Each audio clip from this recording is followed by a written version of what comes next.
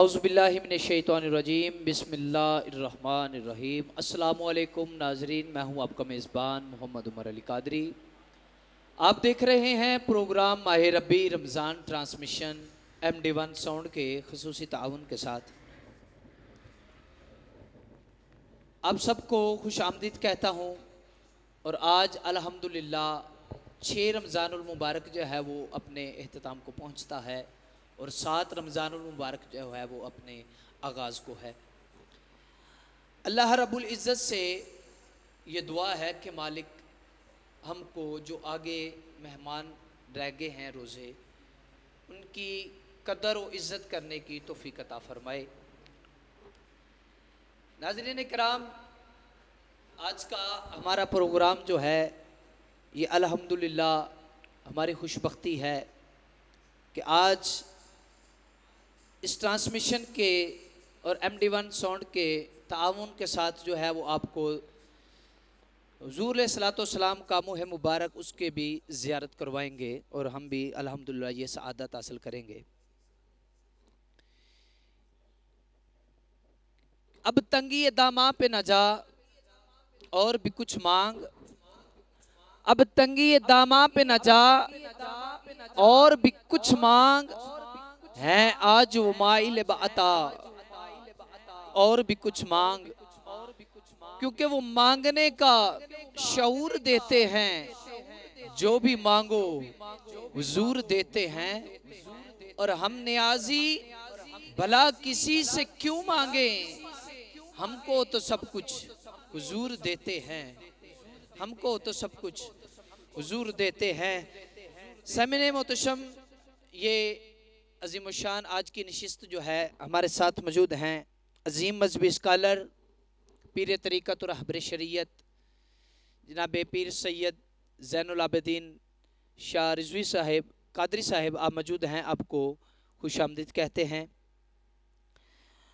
ان کے ساتھ موجود ہیں استاد العلماء جناب قاری مبارک علی چراہی صاحب، آپ میں موجود ہیں، آپ کو بھی دل کی اتھاہ گہرائیوں سے خوش آمدید کہتے ہیں۔ آج کی اس ٹرانسمیشن میں ہمارے ساتھ موجود ہیں زینت القراء، فخر القراء، قاری قرآن جناب قاری محمد قمر رضوی صاحب، آپ موجود ہیں، آپ کو بھی خوش آمدید کہتے ہیں۔ ان کے ساتھ موجود ہیں ثنا خان مصطفیٰ بلبل باغ مدینہ، بڑی خوبصورت آواز، میری مراد جناب بھائی محمد عقیل مصطفی صاحب، آپ بھی موجود ہیں، آپ کو خوش آمدید کہتے ہیں۔ ناظرین، ہم اپنے پروگرام کا آغاز جو ہے وہ آیات بینات سے کرتے ہیں۔ رحمت ربی کا عنوان ہے قرآن ہے، قرآن ہے، صاحب ایمان کا ایمان ہے، قرآن ہے، قرآن ہے۔ میں دعوت دیتا ہوں جناب قاری محمد قمر رضوی صاحب سے، درخواست کرتا ہوں وہ آیات بینات سے ہمارے قلب و اذہان کو منور فرمائیں۔ السلام علیکم ورحمۃ اللہ وبرکاتہ۔ اعوذ باللہ من الشیطان الرجیم، سبحان اللہ، سبحان بسم اللہ الرحمن الرحیم۔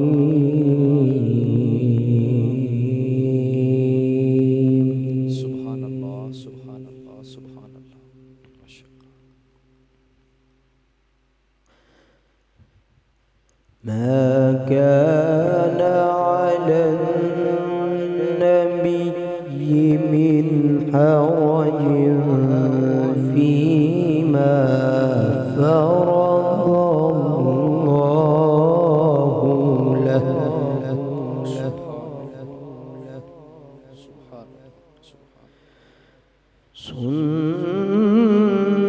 سنة الله في الذين خلوا من قبل،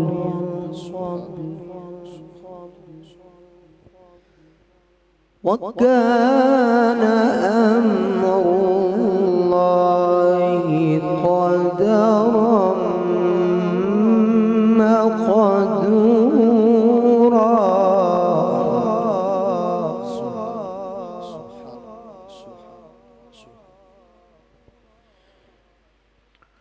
الذين يبلغون رسالات الله ويخشونه ولا يخشون أحدا إلا الله.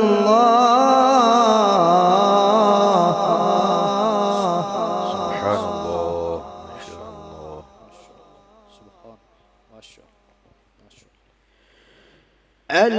الذين يبلغون رسالات الله ويخشونه ولا يخشون أحدا إلا الله.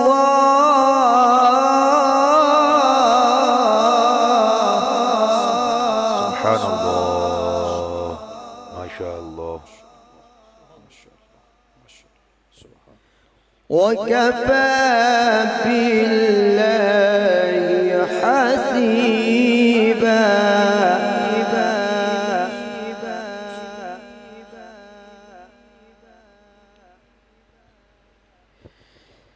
ما كان محمد أبا أحد من رجالكم ولكن رسول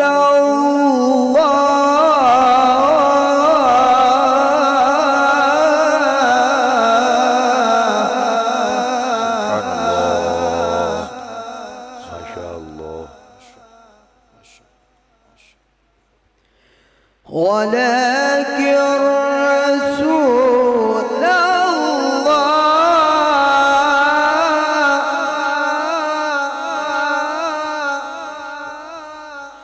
ولكن رسول الله وخاتم النبيين.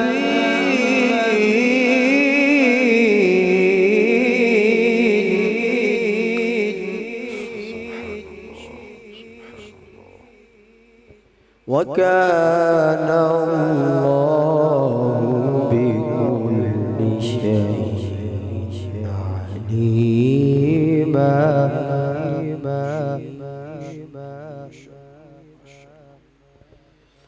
يا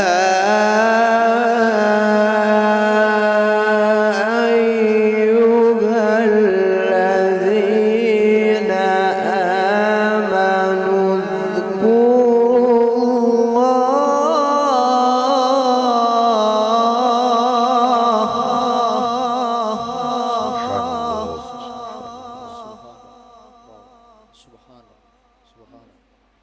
يا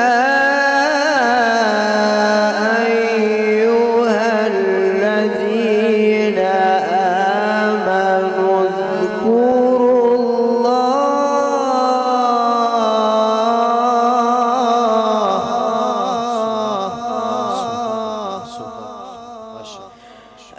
آمنوا اذكروا الله ذكرا كثيرا.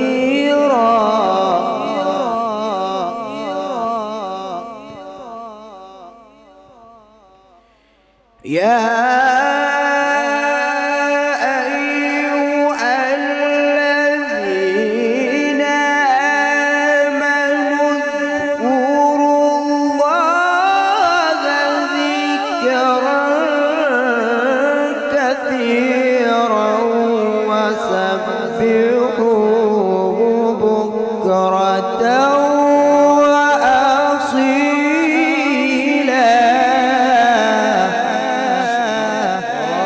سبحان الله ما شاء الله ما شاء الله ما شاء الله. وسبحوه بكرة وأصيلا.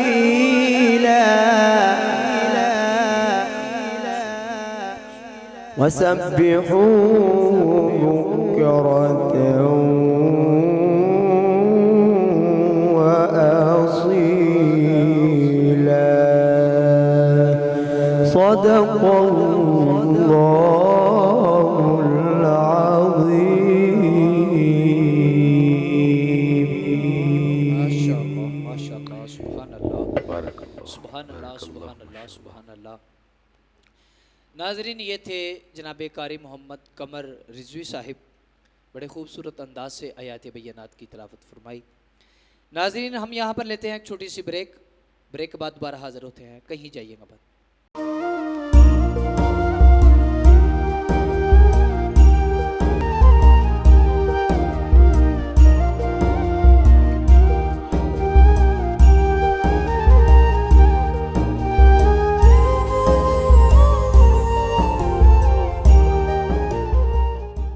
ویلکم بیک ناظرین، آپ کو خوش آمدید کہتے ہیں. ماہ ربیع رمضان ٹرانسمیشن میں زلف دیکھی ہے کہ نظروں نے گٹا دیکھی ہے، زلف دیکھی ہے کہ نظروں نے گٹا دیکھی ہے، ارے لٹ گیا وہ کہ جس نے میرے آقا کی ادا دیکھی ہے. سبحان اللہ. ارے لٹ گیا وہ کہ جس نے میرے آقا کی ادا دیکھی ہے. ناظرین اب ہم بڑھتے ہیں نعت کی جانب. ہمارے ساتھ موجود ہیں ثناخان مصطفیٰ جناب بائی محمد عقیل مصطفی صاحب، بارگاہ رسالت میں ہدیہ درود و سلام کا نذرانہ پیش کرتے ہیں. صلی اللہ علیہ یا سبحان اللہ سبحان اللہ. یا رسول اللہ سبحان اللہ. وسلم علیک یا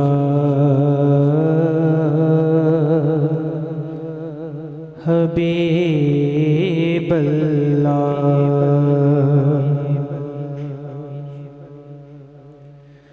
پہ کرے دل ربا بن کے آیا، ماشاءاللہ ماشاءاللہ. روح ارض و سما بن کے آیا. سب رسول خدا بن کے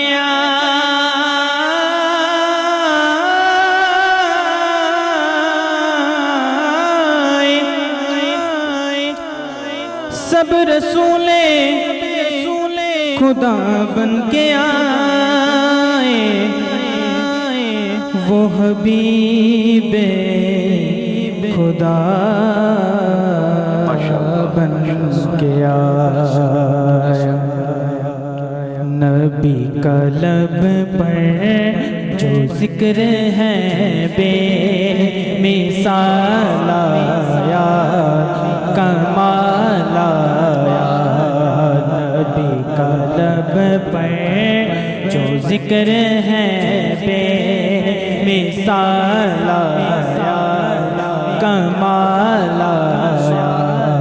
نبی کا لب پر جو ذکر ہے بے مثال آیا، کمال آیا. جو ہجر طیبہ میں یاد بن گئے، خیال آیا، کمال آیا. نبی کا لب پر جو ذکر ہے بے مثال آیا، کمال آیا.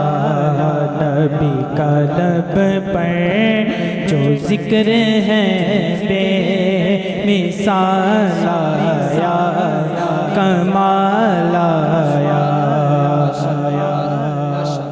غرور حوروں کا توڑ ڈالا،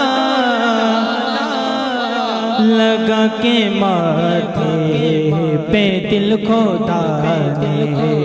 غرور حوروں کا توڑ ڈالا، لگا کے ماتھے کے پہ دل کھوتا دے جو کالے رنگ کا غلام تیرا بلال آیا کمال آیا جو کالے رنگ کا غلام تیرا بلال آیا کمال آیا نبی کا لب پر جو ذکر ہے بے مثال آیا کمال آیا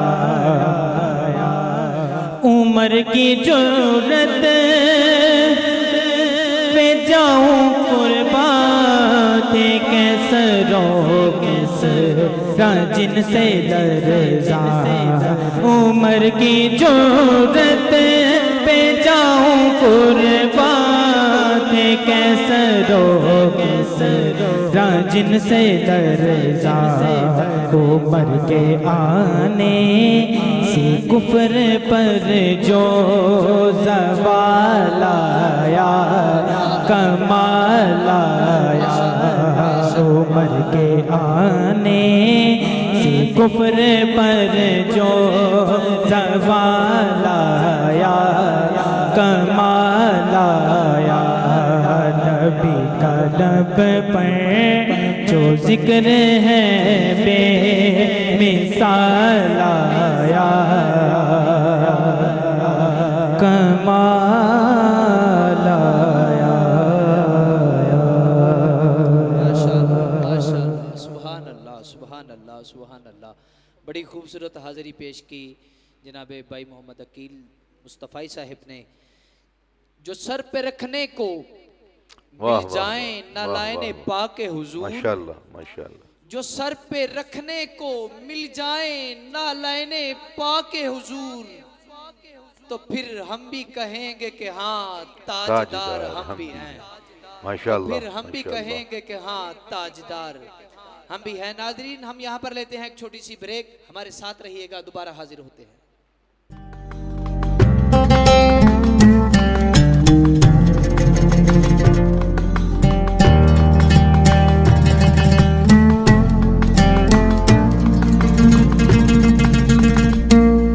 رمضان يجمعنا. ویلکم بیک ناظرین, ماہ ربی رمضان ٹرانسمیشن میں آپ کو دوبارہ خوش آمدید کہتے ہیں. ناظرین ہمیں جوائن کیا ہے, ہمارے ساتھ موجود ہیں عظیم سیاسی شخصیت جناب ملک محمد فاروق صاحب N82. آپ موجود ہیں, آپ کو خوش آمدید کہتے ہیں. ناظرین ہم بڑھتے ہیں سوال کی جانب اور شاہ صاحب سے سوال کرتے ہیں. شاہ صاحب, یہ جو قصری نماز ہے, قصری عمر نماز ہے, کیا یہ کس انداز سے اور کس طریقہ سے پڑھنی چاہیے, اس کی تھوڑی سی وضاحت فرما دیجیے. بسم اللہ الرحمن الرحیم. قد افلح المؤمنون الذین هم فی صلاتهم خاشعون. آمنت باللہ صدق اللہ مولانا العظیم. میں تمام احباب کا انتہائی ممنون اور متشکر ہوں, بالخصوص عمر بھائی آپ کا, قاری محمد عرفان صاحب اور بھائی محمد عثمان اور آپ کی ساری ٹیم کا. ہمارے دوست احباب مہمانان گرامی تشریف فرما ہیں. اللہ سبحانہ و تعالی ہم سب کے سحر و افطار اپنی بارگاہ ذوالجلال میں قبول و منظور فرمائے, اور ہم سب کو حقیقی معنوں میں رمضان المبارک کی تعظیم اور توقیر کی توفیق نصیب فرمائے. قضاء عمری کے حوالہ سے آپ نے جو مسئلہ پوچھا ہے, استفسار فرمایا ہے, قضاء عمری کے معنی یہ ہیں کہ جن احباب کے مسلمانوں کی نمازیں قضا ہو جائیں اور وہ اسے ادا کرنا چاہیں تو اس کا طریقہ کیا ہے, اس کا وقت کیا ہے, کس دن اس کو ادا کرنا چاہیے اور کس طریقے کے ساتھ اس کو ادا کرنا چاہیے. قضاء عمری کے حوالے سے یاد رکھیے کہ بعض احباب کے اندر یہ بات معروف ہے کہ رمضان المبارک کے آخری جمعۃ المبارک کو ایک دن کی 5 نمازیں اگر ادا کر لی جائیں, فجر, ظہر, عصر, مغرب اور عشاء, یہ 5 نمازیں اگر ادا کر لی جائیں رمضان المبارک کے آخری جمعہ کو، جسے ہم جمعۃ الوداع کہتے ہیں، تو اس روز اگر یہ 5 نمازیں ادا کر لیں، سابقہ جتنی بھی نمازیں ہوں، 1 مہینے کی یا 1 سال کی یا 50 سالوں کی، تو یہ نماز ادا کرنے کی وجہ سے تمام پچھلی نمازیں معاف کر دی جاتی ہیں اور وہ تمام کی تمام نمازیں ادا ہو جاتی ہیں۔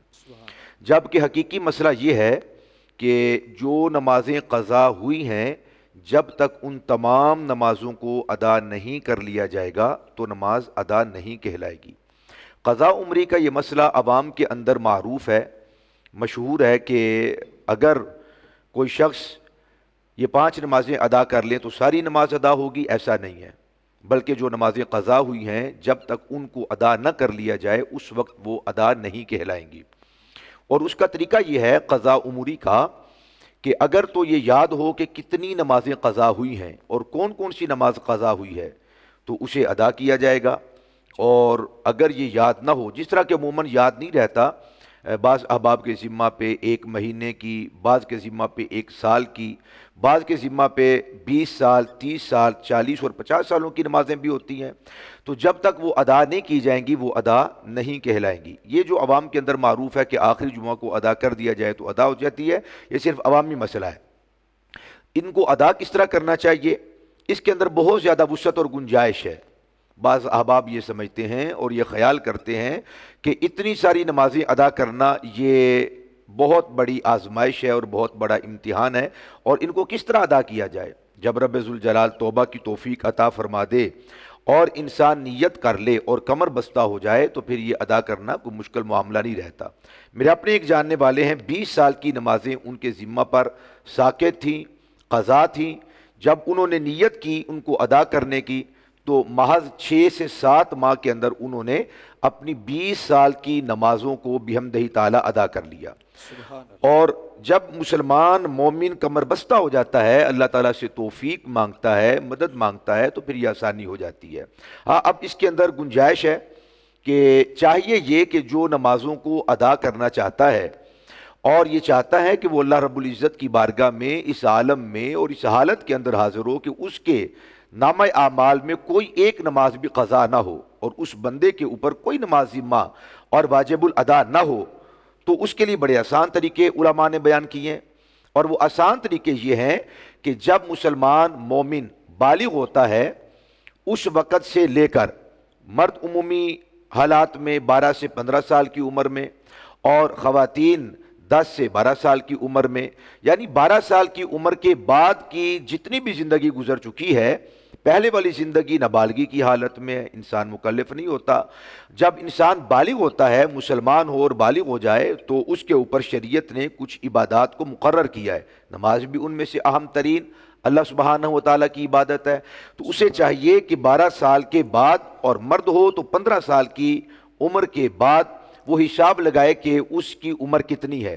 اگر 20 سال ہے، 25 سال ہے، 30 سال ہے، 40 سال ہے، 50 سال ہے، ان تمام سالوں کا حساب لگائے اور پھر غور کرے کہ اس نے کتنی نمازیں ادا کی ہیں۔ ہر شخص وہ جانتا ہے کہ اس نے کثرت کے ساتھ نمازوں کو ادا کیا ہے یا معاذ اللہ کثرت کے ساتھ اس کی نمازیں قضا ہوئی ہیں۔ یہ تقریباً ہر انسان کو یہ شعور ہوتا ہے، اور اگر وہ غور و فکر کرے تو اس کے لیے کوئی بات مشکل نہیں ہوتی۔ غور و فکر کرنے کے بعد زیادہ سے زیادہ نمازیں وہ اس چیز کا حساب لگائے کہ جہاں پر اس کا دل متفق ہو جائے کہ اتنے سال کی میری نمازیں ساقط ہیں اور قضا ہیں، ان نمازوں کا حساب لگا کر ان سالوں کا ان کو دنوں کے اندر تقسیم کر لے، اور پھر اس کے بعد فجر، ظہر، عصر، مغرب، عشاء اور نماز وتر، یہ 6 نمازیں تقریباً بنتی ہیں، 5 فرض ہیں اور 1 واجب ہے۔ 6 نمازیں ایک دن کے اندر وہ جب ایام کو تقسیم کرے گا تو اس کے اوپر واضح ہو جائے گا کہ میرے اوپر کتنے دنوں کی نمازیں بنتی ہیں۔ ہر روز اگر وہ چاہے تو فجر کی نماز کے ساتھ وہ فجر کی نماز کو ادا کر لے، ظہر کی نماز کے ساتھ ظہر کو ادا کر لے، عصر کے ساتھ عصر کو، مغرب کے ساتھ مغرب کو، اور عشاء کے ساتھ عشاء کو۔ یہ بھی ایک طریقہ ہے، اور یہ بھی ایک طریقہ ہے کہ وہ حساب لگائے کہ اس کے ذمہ فجر کی نمازیں کتنی ہیں۔ مثال کے طور پہ 200، 300 400 500 یا 1000 جتنی بھی نمازیں ہیں وہ چاہے تو پہلے فجر ساری ادا کر لے، کیونکہ اس کے اندر 2 رکعت ہوتی ہیں، اس کے اندر سنن اور نوافل ادا نہیں کیے جاتے، فرائض محض ادا کیے جاتے ہیں، وہ 200 بنتے ہیں، 300 400 500 جتنے بھی بنتے ہیں، اگر وہ چاہے تو نماز فجر پہلے مکمل ادا کر لے، پھر ظہر اس کے بعد مختصر ہے 3 رکعت کی، پھر وہ اگر چاہے تو مغرب ساری ادا کر لے، ظہر ادا کر لے، پھر ساری عصر ادا کر لے، اور پھر ساری عشاء ادا کر لے۔ جب وہ یہ ساری نمازیں قضا ادا کر لے گا تو وہ مسلمان مومن ہوتا ہے صاحب ترتیب، یعنی اب اس کے ذمہ کوئی ایک نماز بھی قضا باقی نہیں ہوگی، اب وہ صاحب ترتیب ہوگا، اور اس طرح وہ اپنی نمازوں کو ادا کر سکتا ہے۔ اس کے علاوہ کوئی اور طریقہ نہیں۔ یہ جو شارٹ کٹ کیا جاتا ہے کہ آخری جمعۃ الوداع کو نمازیں ادا کر لی جائیں، بعض کہتے ہیں کہ 2 نفل ادا کر لیے جائیں، توبہ استغفار کر لی جائے تو سارے نمازیں معاف ہو جاتی ہیں، بعض کہتے ہیں کہ 5 نمازیں ادا کر لی جائیں اور واجب بھی ادا کر لیا جائے وتر کو، تو اس صورت میں ساری نمازیں جو قضا ہیں وہ ادا کے اندر تبدیل ہوتی ہیں۔ ایسا کوئی مسئلہ نہیں ہے، قضا کو ادا کریں گے تبھی ادا ہوگی۔ اللہ سبحانہ و تعالی ہم سب کو حقیقی معنوں میں نمازیں ادا کرنے کی توفیق نصیب فرمائے۔ سبحان اللہ، ماشاءاللہ۔ علامہ شاہ صاحب، دوسرا ہمارے پاس سوال یہ ہے کہ کیا رمضان کریم کا جو فراق ہے یہ سنت مبارکہ سے ملتا ہے یا اس کو منانا چاہیے؟ جیسے کہ ادھر چاند عید کا نظر آئے تو بعض جو ہیں وہ آنسو بہانا شروع، اس کے اوپر تھوڑا سا جو ہے نا غمگین ہونا، اس کے اوپر تھوڑی سی وضاحت فرمائیے۔ بہت اچھا سوال کیا جی آپ نے۔ رمضان المبارک اپنے ساتھ بے شمار سعادتیں، برکات، انوار و تجلیات لے کر آتا ہے۔ نوافل کو فرائض کے برابر کر دیا جاتا ہے، اور ایک فرض کو 27 درجے یا 70 درجے اس کو بڑھا دیا جاتا ہے اجر و ثواب کو۔ یقیناً جو رمضان المبارک کی تجلیات ہیں، رمضان المبارک کی جو برکات ہیں، وہ انسان کے شمار کے اندر نہیں آ سکتی، وہ لاتعداد ہیں، بے حد و بے حساب ہیں۔ اور نبی پاک صلی اللہ علیہ وسلم بھی رمضان المبارک میں دیگر 11 مہینوں کے مقابلے میں زیادہ عبادات کا اہتمام فرمایا کرتے تھے، اور اصحاب رسول سے بھی اس بات کی تلقین فرمایا کرتے تھے۔ اب رہا یہ مسئلہ کہ ادھر شوال المکرم کا چاند نظر آتا ہے اور وہ خوشی کا چاند ہوتا ہے، اور کریم آقا علیہ الصلوۃ والسلام نے ارشاد فرمایا کہ انسان کے لیے بہت بڑی جو خوشیاں ہیں ان میں سے ایک خوشی وہ عید الفطر ہے، اور اس دن کو یوم الجزا قرار دیا گیا ہے۔ جو پوری محنت اور لگن اور مشقت اور مسلسل ریاضات کی جاتی ہیں، روزے رکھے جاتے ہیں، صدقات خیرات کیے جاتے ہیں، زکوٰۃ ادا کی جاتی ہے، عطیات دیے جاتے ہیں، رات کو قیام اللیل کیا جاتا ہے، تہجد کی نماز ادا کی جاتی ہے، نماز تراویح کو ادا کیا جاتا ہے۔ اتنی محنت، اتنی ریاضت، اتنی مشقت کے بعد جو شوال المکرم کا چاند نظر آتا ہے وہ خوشیوں بھرا ہوتا ہے، وہ راحتوں، فرحتوں اور سرور والا وہ چاند ہوتا ہے جس سے ہر دل باغ باغ ہو جاتا ہے، اور مزید مسلمان اور مومن کا دل وہ خوشیوں سے کھل اٹھتا ہے۔ تو بعض احباب ہم نے دیکھا کہ وہ جیسے ہی شوال المکرم کا چاند نظر آتا ہے وہ رمضان المبارک کا فراق، رمضان المبارک کی جدائی کے اندر وہ آنسو بہاتے ہیں۔ تو کیا یہ سنت مبارکہ ہے یا نہیں؟ میں نے بعض احباب سے سنا ہے کہ وہ اس کی مخالفت کے اندر معاذ اللہ بہت زیادہ غلو کرتے ہیں، شدت اور زیادتی کرتے ہیں۔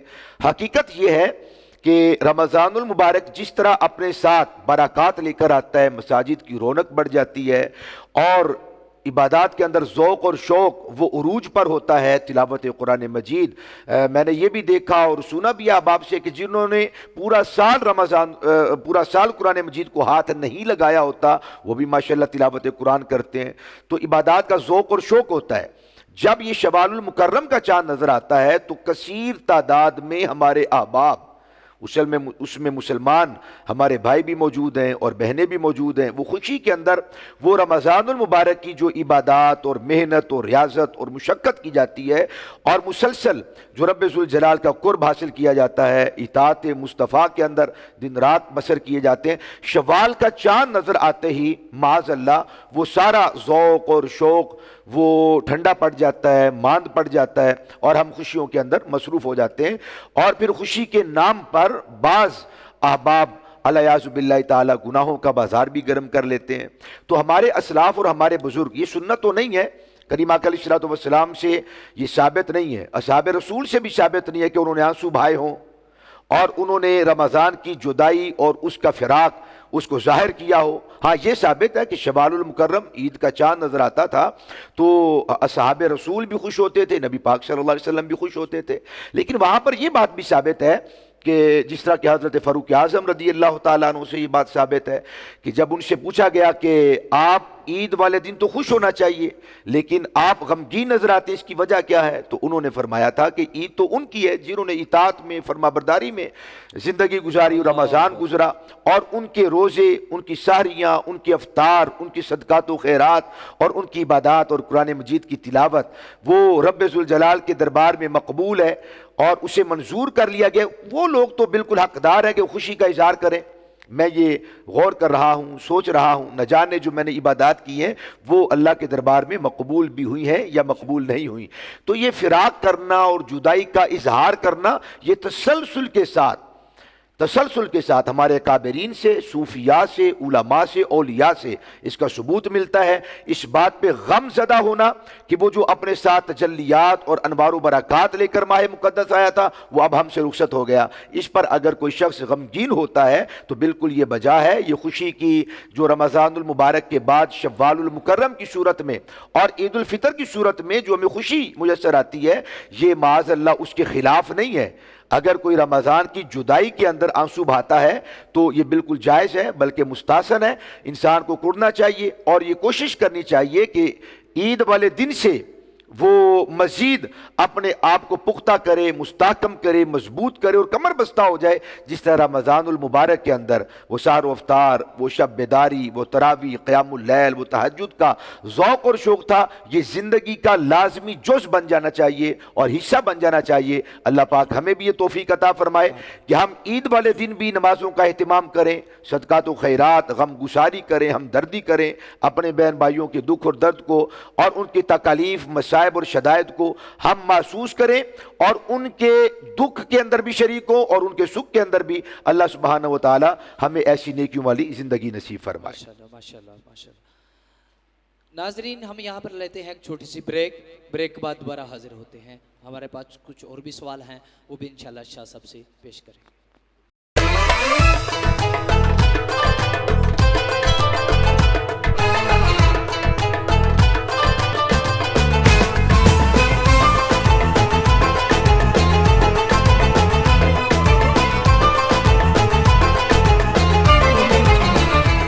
ویلکم بیک ناظرین، آپ کو ماہ ربی رمضان ٹرانسمیشن میں خوش آمدید کہتے ہیں۔ ہم بڑھتے ہیں شاہ صاحب کی جانب۔ شاہ صاحب، خواتین کا نماز تسبیح پڑھنا جماعت کے ساتھ یہ کیسا، اس کے اوپر تھوڑی سی روشنی ڈالیے۔ بسم اللہ الرحمن الرحیم۔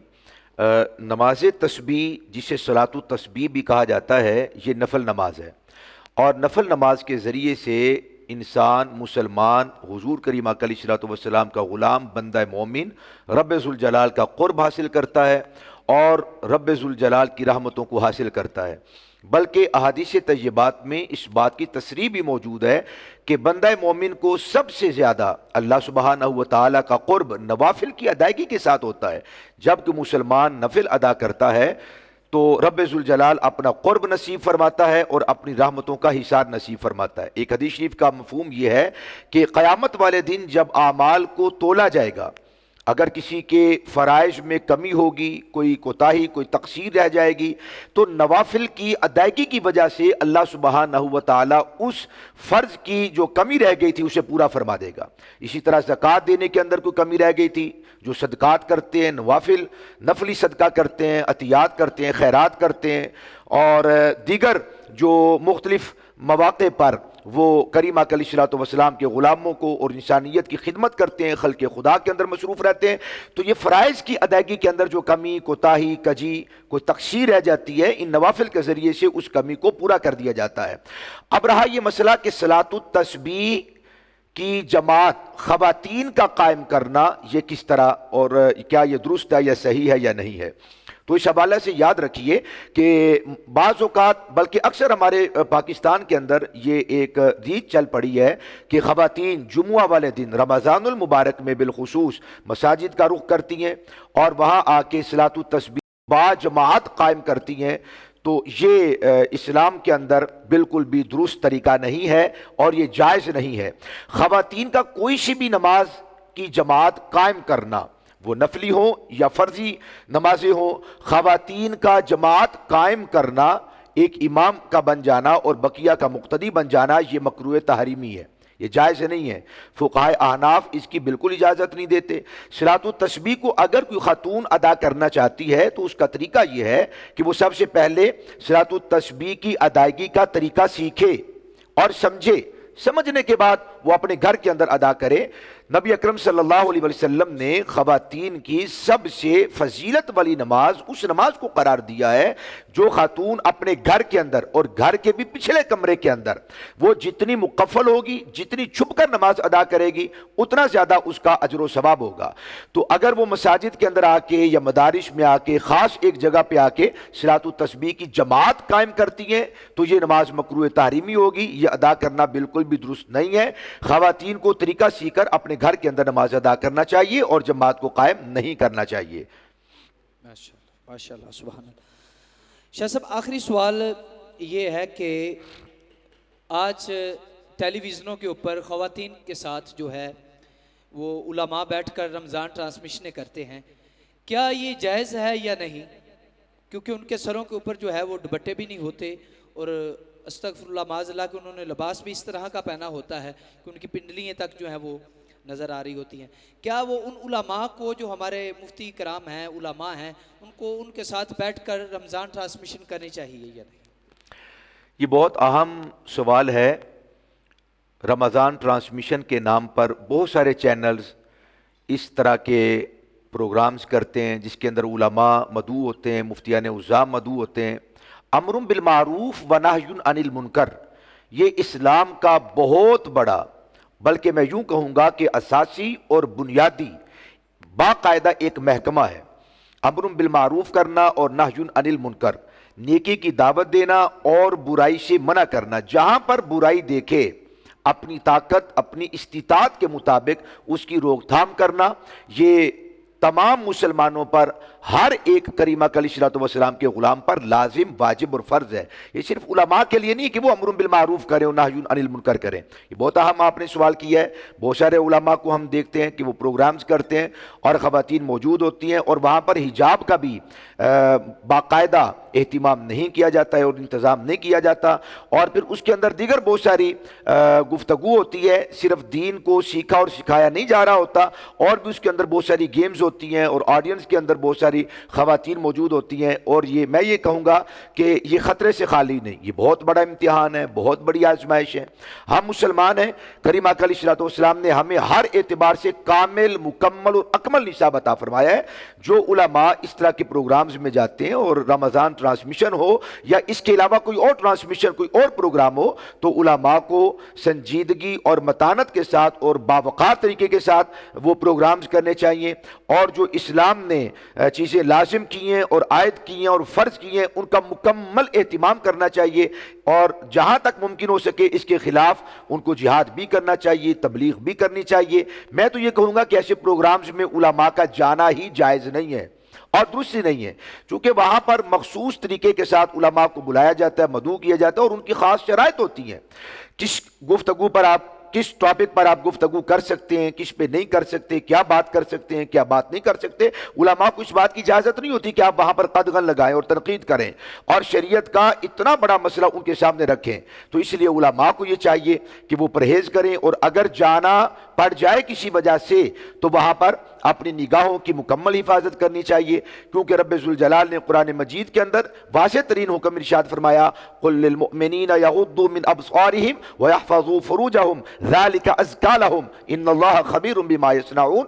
جو لوگ کرتے ہیں، جو بھی عمل کرتے ہیں، رب ذوالجلال ان کو جانتا ہے۔ اس لیے فرمایا حبیب آپ اعلان فرمائیں، اے مومنو اپنی نگاہوں کو جھکا کر رکھو۔ اگر کسی ضرورت کے تحت انہیں کسی ٹرانسمیشن میں جانا پڑ جائے تو چاہیے کہ وہ اپنی نگاہوں کی، اپنی کانوں کی، اپنی زبان کی اور اپنے دل کی مکمل حفاظت کریں، اور اللہ تعالی ہم سب کو ایسی آزمائش، ایسے امتحانات اور ایسی ابتلاؤں سے ہمیشہ محفوظ فرمائے، اور حضور کریم علیہ الصلوۃ والسلام کی اطاعت و فرما برداری اور اپنی بندگی کی مکمل توفیق نصیب فرمائے۔ سبحان اللہ سبحان اللہ۔ ناظرین اب ہم بڑھتے ہیں نعت کی جانب. ہمارے ساتھ موجود ہیں ثنا خان مصطفیٰ جناب بھائی محمد عقیل مصطفی صاحب. جی عقیل بھائی ہمیں کون سا آپ کلام سنائیں گے؟ ماشاءاللہ پیش کریں. صلی اللہ علیہ یا رسول اللہ وسلم علیکہ یا حبیب اللہ. عرش کی عقل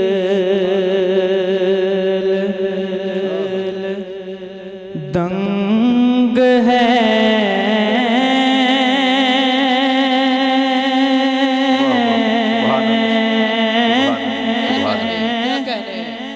چرخ میں آسمان ہے عرش کی عقل دنگ ہے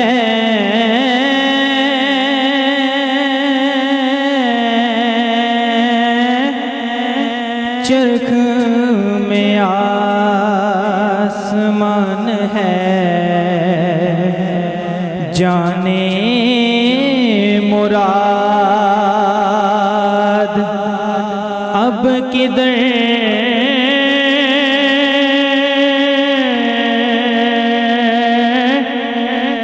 ہائے تیرا مکان ہے. پڑھیے صلی علی نبینا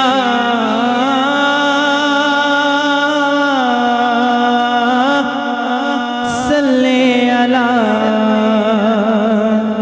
محمد صلی علی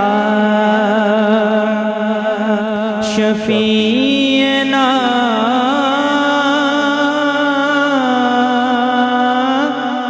صلی علی محمد. عرش کی عقل عرش پہ تازہ چھیڑ چھاڑ فرش پہ طیبہ تم دام عرش پہ تازہ چھیڑ چھاڑ فرش پہ طیبہ تم دام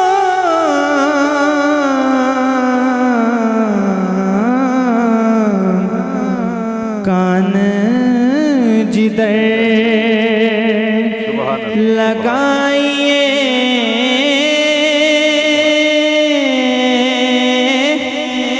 تیری ہی داستان ہے. پڑھیے صلی علی نبینا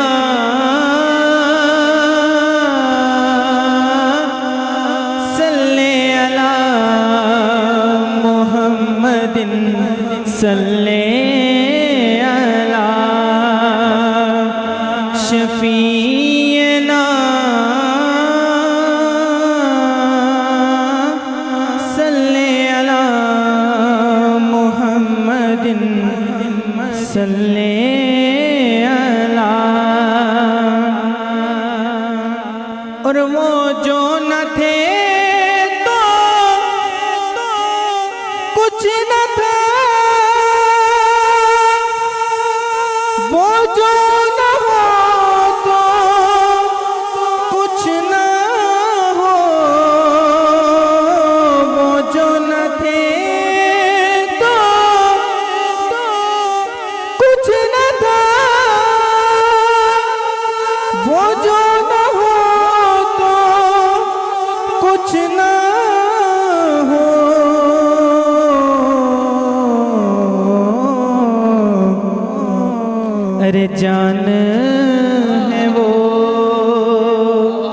جہان کی جان ہے تو جہان ہے، پڑھیے صلی علی نبینا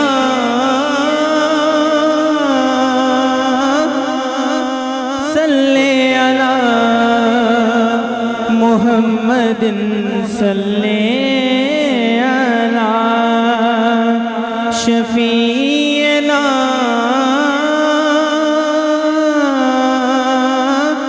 صلی علی محمد صلی علی خوف نہ رکھ رضا ذرا کہ تو ہے عبد مصطفیٰ، خوف نہ رکھ رضا ذرا کہ تو ہے عبد مصطفیٰ،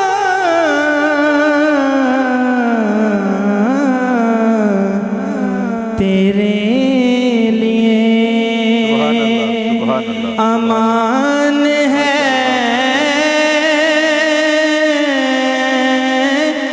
تیرے لیے امان ہے، پڑھیے صلی علی نبینا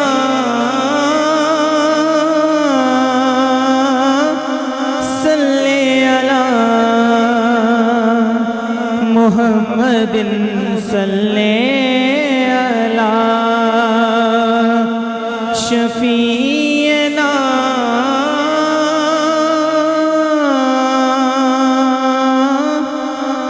صلی علی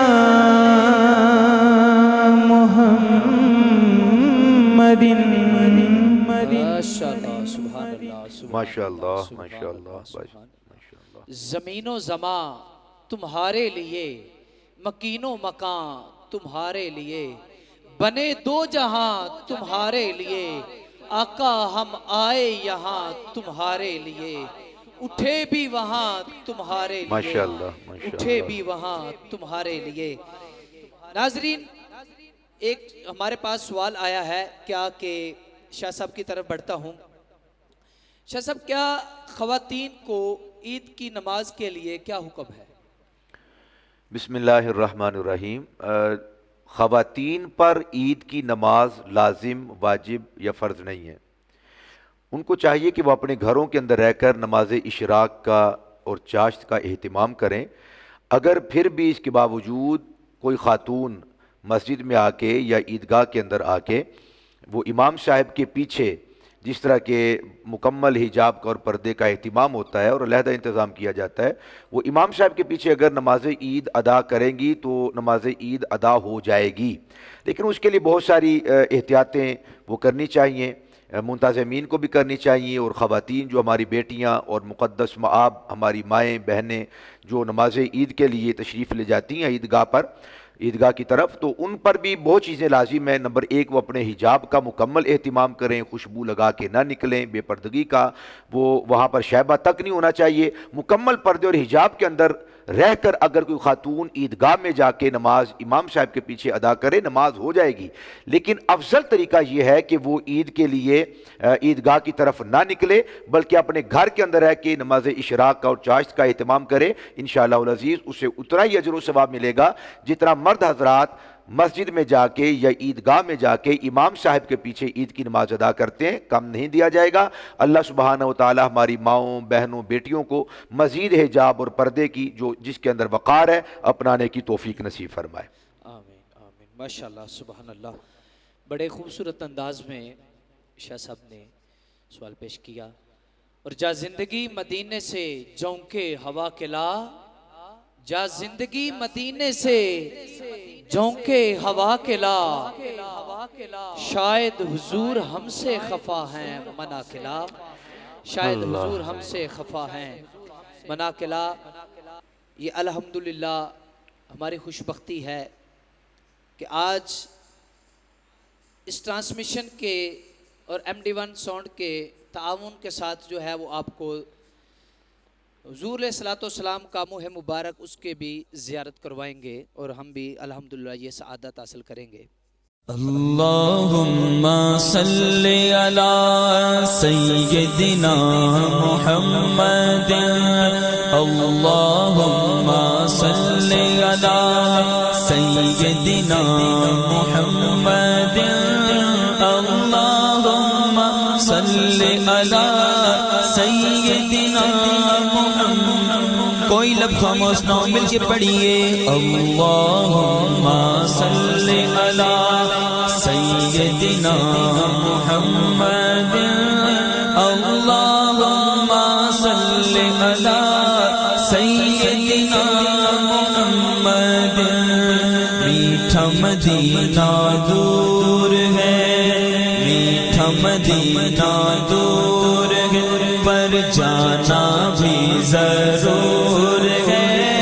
میٹھا مدینہ دور ہے اور جانا بھی ضرور ہے۔ طیبہ بڑی دور آقا، طیبہ بڑی دور، پڑھو اللہم صلی علی سیدنا محمد، اللہم صلی علی سیدنا محمد۔ رحمت عالم تیرا لقب ہے، تیری اونچی شان ہے۔ رحمت عالم تیرا لقب ہے، تیری اونچی شان ہے۔ سارا عالم تیرا بھکاری، تو سب کا سلطان ہے۔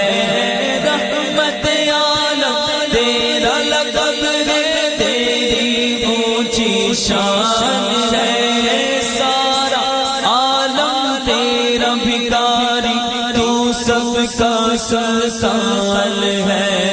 مجھ سے غم کے ماروں کا، ہاں مجھ سے غم کے ماروں کا، مجھ سے غم کے ماروں کا تو تجھ پہ ہی بس مان گئے۔ پاس بلا لو اب تو آقا، پاس بلا لو اب تو آقا، بولو پاس بلا لو اب تو آقا، پاس بلا لو اب تو آقا، پاس بلا لو اب تو آقا، پاس بلا لو اب تو آقا۔ اپنے میزبان محمد عمر علی کو اجازت دیجیے، کل دوبارہ اسی ٹائم حاضر ہوں گے MD1 ساؤنڈ کے ساتھ۔ السلام علیکم ورحمۃ اللہ۔